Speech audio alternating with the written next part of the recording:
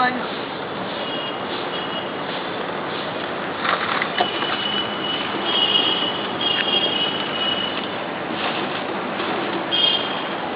साहेब नमस्कार.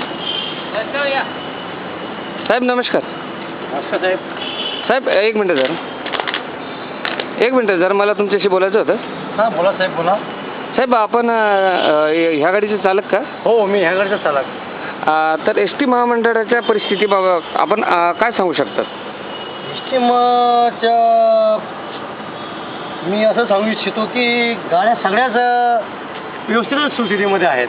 नाही, परंतु जे घाट्यात आहे असं सांगितलं जातं त्याबद्दल आपल्या काय मत आहे? काही घाट्यात वगैरे तर काही नाही, पण सांगत असतात, पण एस टी घाट्यात वगैरे काही नाही.